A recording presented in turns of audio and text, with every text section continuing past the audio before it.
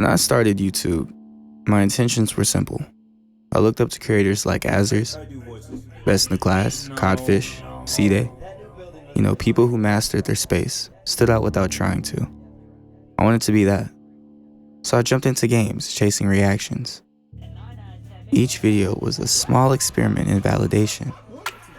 And at first it was exhilarating. It was chaotic. It was fun. It was driven by curiosity. But that spark, it didn't last. Over time, something shifted. I stopped creating for the sake of expression and started calculating views, engagement, algorithms. I traded joy for metrics. An obsession quietly replaced passion. People saw the growth. They see who I am now, Aqua Raps. A name, a presence, but they don't see the price. In chasing an identity, I lost sight on why I began.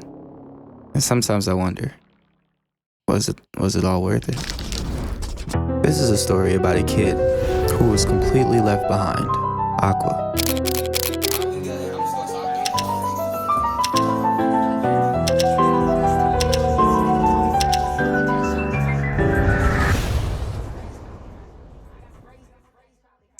Are all humans truly equal? It's a question that resurfaces pretty frequently.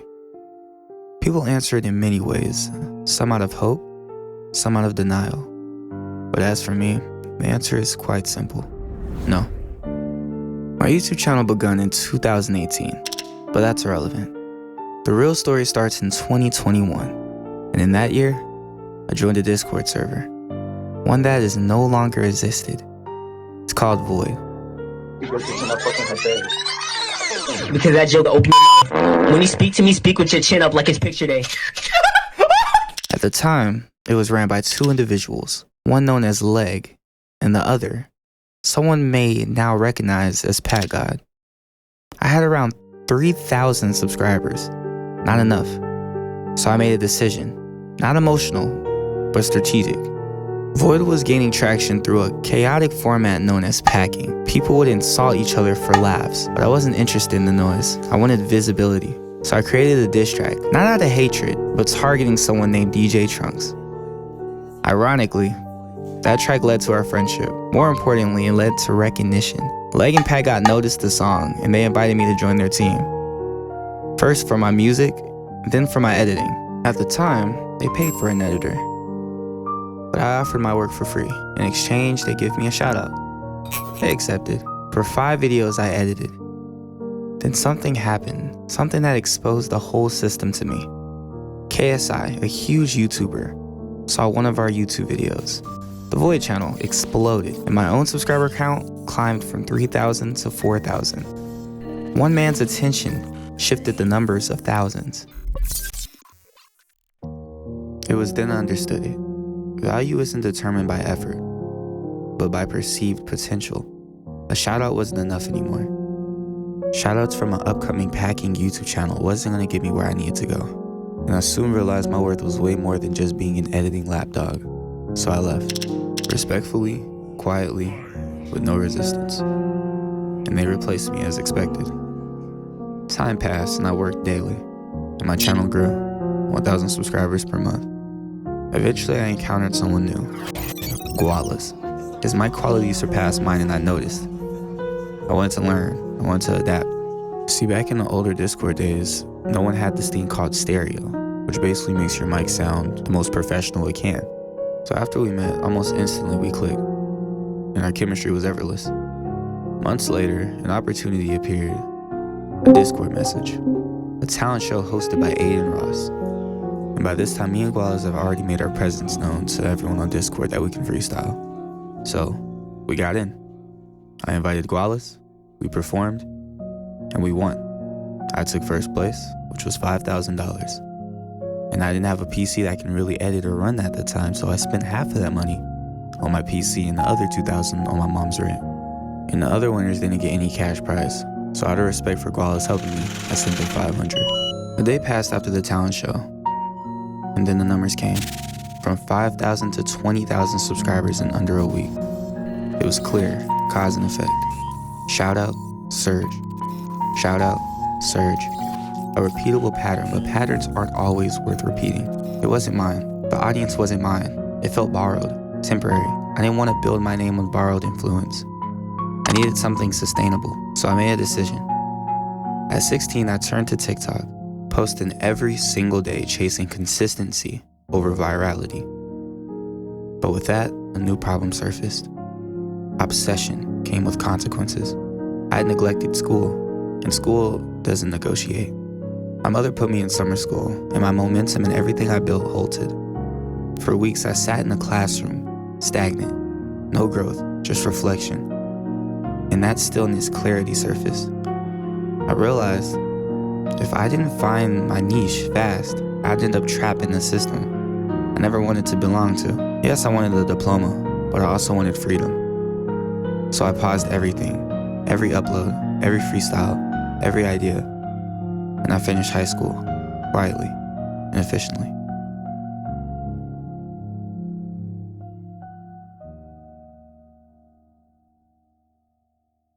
Who the f is Aqua? Nah, he's an up and coming rapper. Where you at? I wonder why I whipped you back in the day. What? They loving her, but I don't think that I got love for them. Oh, yo, that was actually hard as She like a blunt, she getting passed away. 2.5 years have passed. Then I returned. Not with noise, but precision. I made my way back by actually rapping on different games this time, with influencers on the side, but mostly in the digital world. My name started appearing everywhere, but even then something was missing. Numbers were rising, validation was returning, but fulfillment, it was absent. So I turned inward, toward the one thing I hadn't mastered yet, music itself. I started producing, learning the structure, the frequency, emotion, and the science behind sound. And my very first self-produced song, Sergeant, blew up. This was the moment I stopped reacting and started building. I began sharpening every skill that I had: editing, art, animation, sound design. 1 year and no shortcuts. From zero to intermediate in every field. But then life reminded me who was really in control. Our apartment rent fell past due. We lost the place. And just like that, everything I had built was on pause again. We lived in a car for about 8 months. People talk about rock bottom like it's cinematic. It isn't. It's silent, cramped, hot. And somewhere in the heat, under the weight of frustration and betrayal, I made a promise. If I couldn't create, I would learn. Every day inside the car, I chose one topic to study, 4 subjects: marketing, human philosophy, fitness, and the science of attention. Because the truth is, nothing's guaranteed, not even your ability to keep going. So when the world gives you stillness, you don't waste it. You turn it into discipline.